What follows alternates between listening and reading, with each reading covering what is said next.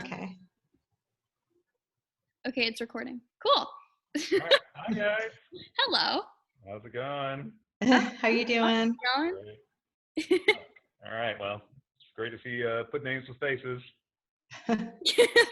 Yeah, hope everyone's doing well in this difficult time. Yeah, indeed. All right. Cool. All right. So let's take a look at the different scenarios that we were working through. Okay. What do you guys think about the drunk driving scenario, where the employee didn't self-report? I feel like that's definitely a good one but I feel like there's better ones that we can discuss that have a little bit more content in them. Okay. We could get a lot more out of the conversation. Okay. Yeah, that one's kind of open and shut. What do you think, Ken? Yeah.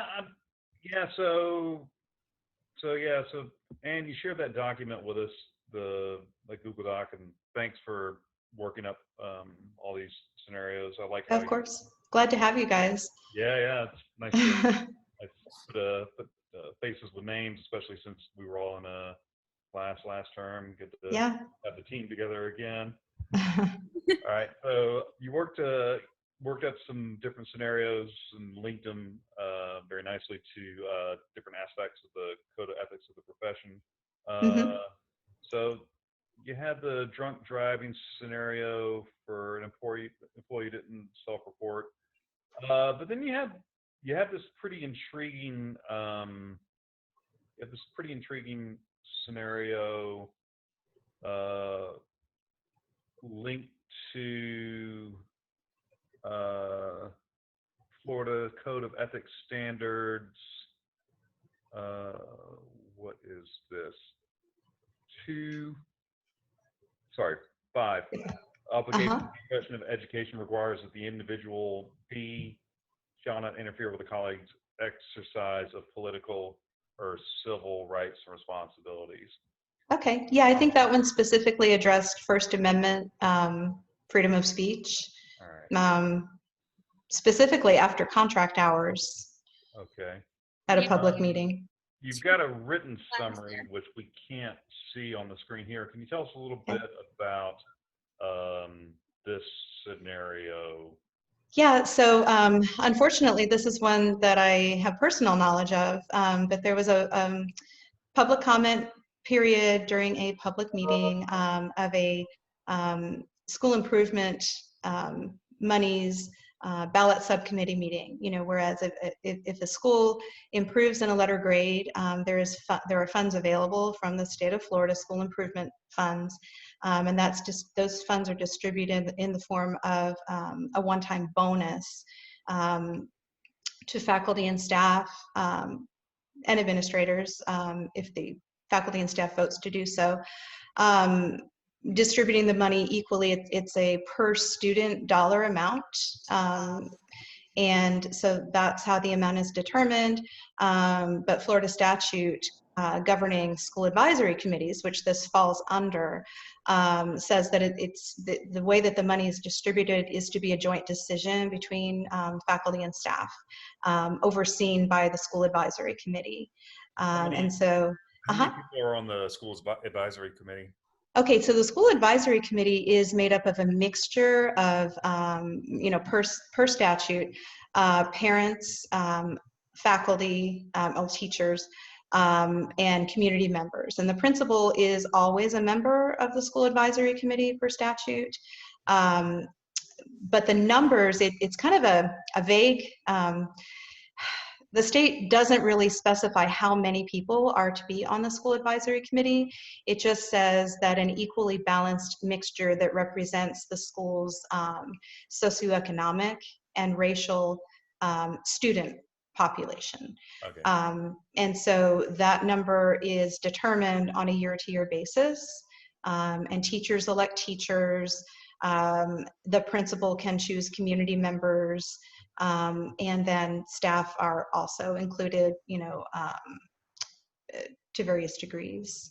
Okay. So interesting how that's enforced. So it's up to the district office to make sure that those requirements are being met. Okay. That was going to be my next question. Yep, and so there is a contact at the district who is a kind of a point person for that. That's a whole nother possibly ethical dilemma, so I won't muddy the waters with that. But the annual membership decisions are passed through this district person. Okay, and then the money is actually, it's like a bonus that goes to the persons involved, or? Yep.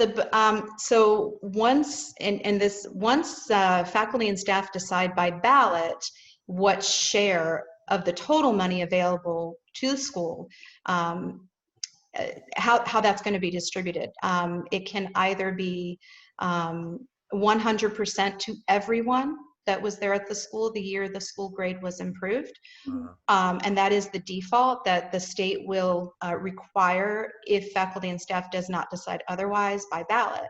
So the first ballot that goes out is, who's eligible, and faculty and staff are supposed to vote on that by anonymous ballot. And then the next decision is, okay, so if we've decided everyone's eligible, are we going to go 100% to everyone, or are we going to go on a percentage basis? Okay. And that's also to be specified in the ballot. And then what is the percentage going to be if you get that far? So what happened in this particular situation with you guys? Okay, so in this situation, our school advisory committee in the bylaws, the last time our school got a school improvement bonus was in 2014, and that's when the bylaws were amended to say that there would be this ballot subcommittee. So it says minimum of 6 persons on the subcommittee, 2 teachers, 2 staff, what was the other one? 2 teachers, 2 support staff, and 2 members of SAC, School Advisory Committee. So there could be more as to the bylaws, but that wasn't done this year. It was strictly capped at 6. Okay. So. And so there was an issue with the chair? Yeah, so the chair of the school advisory committee is a teacher, and she was not one of the 6 that was chosen for the subcommittee. So technically she was not supposed to even be in on the ballot subcommittee meetings, but not only was she there, she led every meeting. There were faculty council representatives there that were not given equal voice, and that became an issue. Okay, and then what actions did this SAC chair take that appeared to be unethical? Okay, so what she did was her default was always, well, historically, or well, this is what we did before, or this is what I would recommend. And the people who were on the ballot subcommittee had really no experience with the process, and they were supposed to have equal voice. But on the rare occasions when people would speak up and say, I don't think this is really what we're supposed to be doing, she would say, well, this is what we did in 2014, and everyone would just kind of defer to her, when actually each of them was supposed to be submitting ideas to take back to faculty and staff that they represented.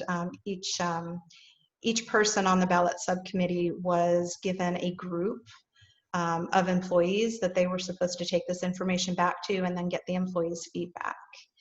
So there came a position. Go ahead, I'm sorry. How long had she been in that position? Oh, so the ballot subcommittee was new this year, but it's a whole nother backstory concerning the school advisory committee itself, because teachers, of which she is one, are supposed to be elected by teachers annually, but somehow the person at the district office that's supposed to be overseeing the school advisory committee, and that committee, by the way, does deal with a lot of public money. They get all the FTE money. Schools get money from the state based on their attendance. And so it's a dollar amount per student that the school gets. In the fall, it was about $10,000. In the spring, it was about the same amount. And so they are supposed to distribute that money in keeping with school improvement goals. They have total power over what happens to that money. But somehow the current school advisory committee chair is always school advisory committee chair. And she's supposed to be annually elected. So that's a whole nother issue that did affect the ballot subcommittee as a function of SAC. So just kind of a lot of interesting little interweavings here. Yeah, it's like another side street we go Yeah. on for another unethical dilemma. Exactly. So what was your role in this process? So I wanted to be, first of all, I wanted to be on the school advisory committee, and was told that I could not because they already, I hate to say it this way, but they already had enough white people. That is exactly why. But several of us who, were interested in the process, we did attend every school advisory committee meeting and just behaved ourselves and, took notes. And so we wanted also to be involved with the ballot subcommittee, and were not picked. And I'm not sure who picked. I think it was the school advisory committee chair who picked the ballot subcommittee members. And so we were not allowed to, at first she wanted to close the meetings, but that we brought to the district point man's attention would be a violation of Florida in the Sunshine Law, because they are public meetings, and so she can't just have them secretly. And so we did get permission to attend, but we were not allowed to speak unless we signed up as public commenters. They did institute public comment period for each meeting. So we had to sign up with the school secretary if we wanted to speak. So what was the outcome of this situation? So the ballot subcommittee meeting, they met weekly in the fall. I'm trying to think I think there were 6 meetings total.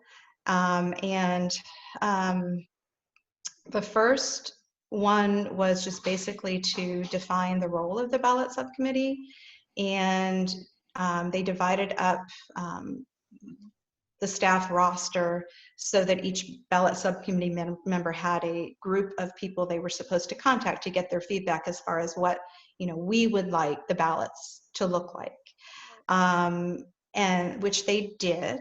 And then when they started bringing their feedback back to the subcommittee meetings, that was when the SAC chair, who was not a subcommittee member, started saying, well, we can't do this and we can't do that. And then 1 or 2 of the subcommittee members did kind of start speaking up, and they said, well, this is what the teachers I spoke with want. Why can't we put this, before the whole faculty for a vote? Right. Now, well, historically, that's not what was done.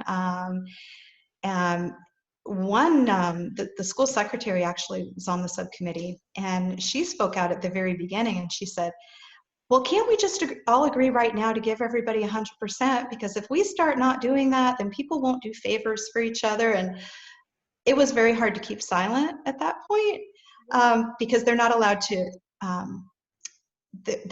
voice personal opinions. That also violates statute. They're there just to discuss, the feedback that's been presented to them. They're not supposed to try to steer the conversation, biased toward one view or the other. So the SAC chair didn't stop her from doing that, and it was so hard to keep silent. I bet. But that's what we did. So what was the role of outcome? So finally, what they wound up doing was coming up with this ridiculously complex ballot that nobody understood. I love bureaucracy. And teachers were complaining, and I was like, I tried, you know. All you do is shrug your shoulders and say, I don't know. Sorry. And then, as complicated as it was, there was still there was still a lot of feedback that wasn't represented because it had been silenced. But in between, I did sign up for a public comment period. And I tried to say, you know, this is what statute says. It's supposed to be a joint decision between SAC and faculty. And this is what's not happening. In addition, members of the subcommittee are not allowed to communicate privately with each other. That also violates Florida in the Sunshine Law and you know, cited statute for that. So on the one occasion when I was attempting to do that, one of the assistant principals was present and told me to sit down because she said that those were personal attacks against the SAC chair. And I was just very intimidated and couldn't believe it. But at the same time, I said, well, I better do what she says and not say anything. And so there was a lot of information that didn't get presented to the ballot subcommittee. And as a result, there were some arbitrary decisions that were made. And what was the role of the principal throughout this process? What did the principal do? Oh, he tried to keep his hands free of it. He, one of the union representatives went to him after a particularly horrible meeting. I think one of the oh, your dog is so cute. One of the silent observers had just kind of let out a gasp, like, and the SAC committee chair, like, said, just had a very violent reaction to that. And it kind of started to get ugly. And so one of the union representatives went to the principal, who was still on campus at that point, and said, we need another administrator to come in. It's not good in there. And he didn't want to have any part of it. He wouldn't respond to anything in writing that this union person tried to present to him. I think because he knew that if he got involved and tried to influence the ballot subcommittee, which he was not a member of, that would be an ethical dilemma. So everything was verbal. He never attended a subcommittee meeting. So. Well, you guys want to talk solutions? Yeah, we definitely got a rich scenario here to work with. Yeah. And I should add here that the end result, because the subcommittee did not have accurate information, nor were proper processes followed, that there were a number of teachers who were excluded from receiving funds and didn't expect to be excluded based on the outcome of even though the ballot was very complicated, it said nothing about excluding anyone or prorating anyone. There was nothing in bylaws about doing any of that. And so they were very vocal, took it to the union. Even though it's not subject to collective bargaining, the union rep did kind of take it up as a personal cause because it was so wrong.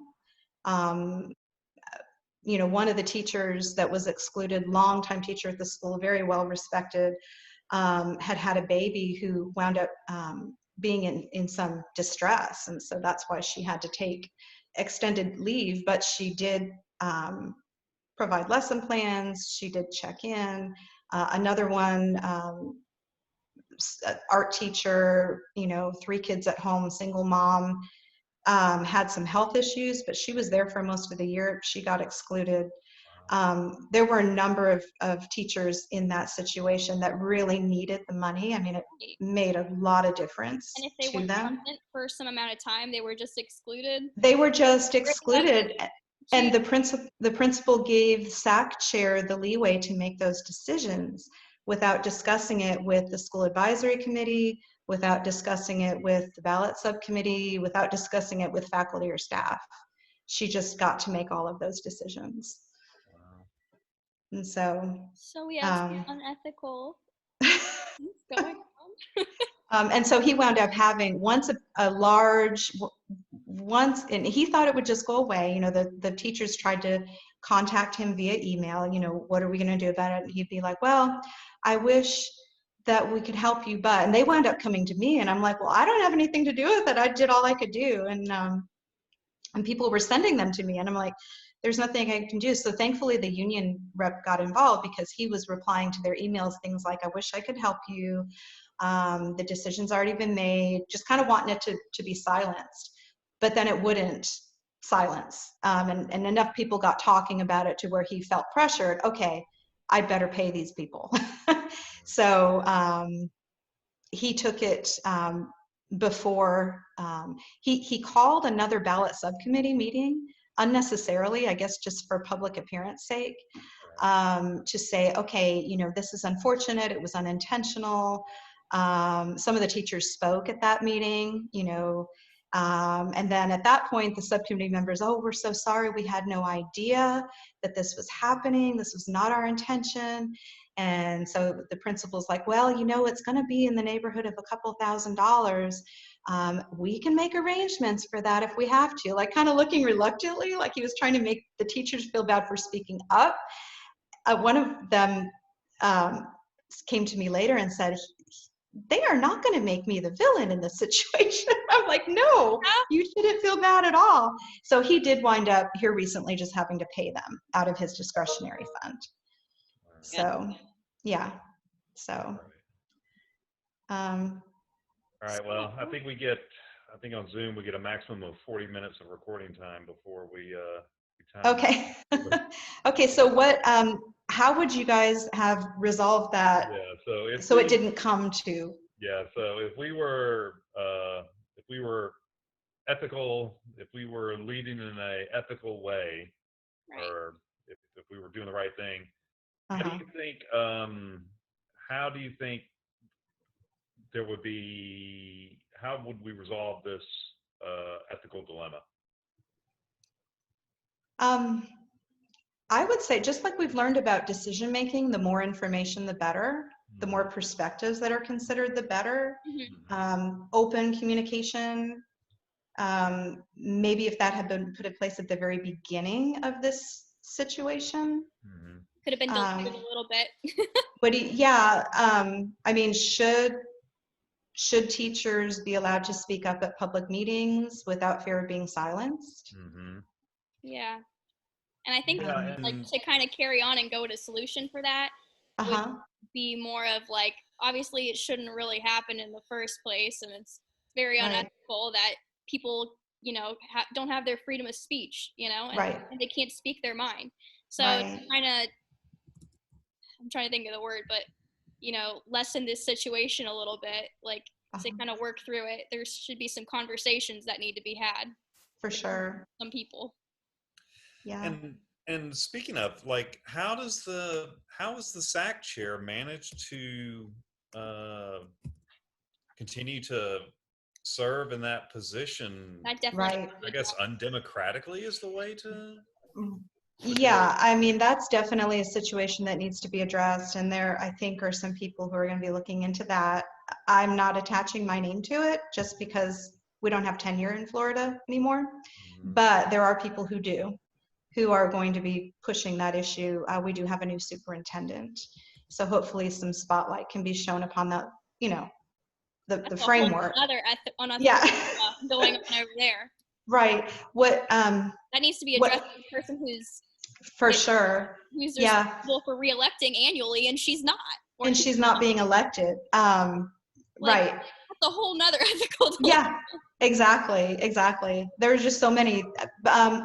What I would have liked to have seen done once I recovered from, you know, just the shock and the fear, you know, and actually sitting down, as I thought about it later, what I would have liked to have seen done was just a verbal conversation between myself and the assistant principal and the principal, and probably have the union rep there as well. You know, why were we not allowed to speak? Could we maybe revisit this at the next subcommittee meeting and present the information to the subcommittee so that they can use it in their decision-making process? Okay. And then after that meeting, and that goes through, hopefully that will diffuse the situation a little bit. But then I feel like another meeting might be beneficial with the SAC person present as well. For sure. I mean, I'm not sure about like the SAC person with you or the employee as well, but just another private meeting to get her perspective and see where kind of she was coming from with all of that. Yeah, that's a good idea, because I think engage two perspectives and then see the stories and what her reasoning for her decisions are, why are you doing it this way? Help me understand. Please help me understand. Right. Yeah, I think that relates to, the question of, if we formulate a plan to resolve the dilemma, I think, maybe the first steps might be hold a meeting between the principal and the assistant principal and the employee in question who was silenced. Yes. To address that employee's, to allow that employee to air their concerns and discover why they were silenced by the assistant principal. Yeah. And discover why they were not supported by the principal until his feet were put to the fire by the union rep. And that's what the whole things we're learning about is like building that trust and building that relationship between you as the school leader and your followers. And you can't do that because you can't back them up. Like, that gets me going. Right. Yeah, no, I felt very thrown to the wolves. As you should. In that situation. And then I was ready to put it behind me. But then, months later, when teachers were excluded, I was like, reignite that fire. I hated that it happened, but at the same time, it was vindicating because maybe it will lead to changes in the process and changes in communication and, considering more perspectives when decisions are made. That's just terrible because, it's something that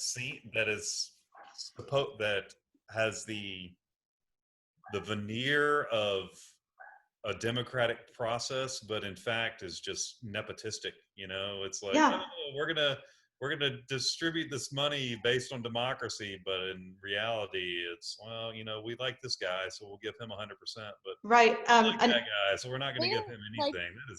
Exactly. That's how it was done. And another backstory is the current principal was principal of this school years ago, before he moved to the high school.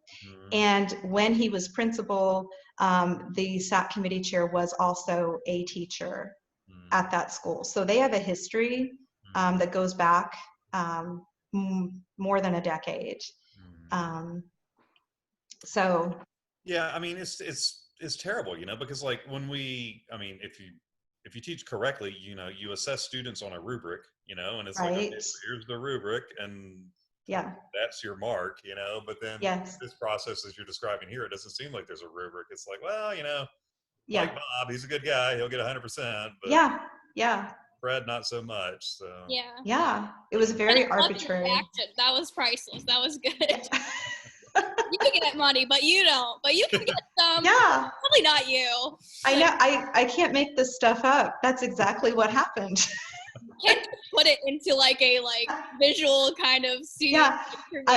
Another thing that we thought of later. Okay, so there was apparently a spreadsheet that was used in determining how much each employee was going to get based on this arbitrary system.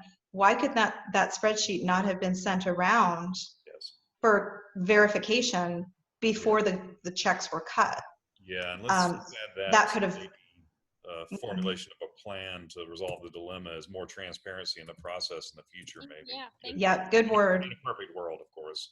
No, transparency I think is key. That's an excellent angle. Any leader that's going to be transparent and have that open communication, yes, is going to be a lot more successful. Yes. That's things my principals is stressing is the transparency. Yes. Yep. Yeah, same. Because otherwise nobody trusts you. There's just this undercurrent of fear, mistrust, everything that goes with Theory X management that we don't want to do. So I think this is more of a soft Theory X that's happening at my school, unfortunately. I'm hoping that'll change. Yes. So. You guys think of any other solutions you want to add there? Yeah, I think we. Yeah. I think Ken was right on target with transparency. I think Rachel was right on target about openness and building trust. Yeah, I think we've got some good ideas here. So we've got the shared document. Okay. And the task says that we need to submit a summary of the discussion not to exceed 2 pages. Okay. So if we can collaborate on that. Sure. And you can work your citation magic, which you're okay. I can do that. No, I really appreciate having you guys to collaborate with. This is great. Yeah, this really is great. It's very nice to have people that I'm like close to, like in classes that can go along with. So Ken, you're doing another class right now? Oh yeah, I'm doing the methodology class, and oof. And are you taking 1 class at a time or 2? I knew better. I'm taking 1 at a time. Dude, let me tell you. I knew I couldn't handle it. With evacuating from Indonesia and like getting rid of all my stuff. And oh my gosh. you got to remember, I'm deputy head of school.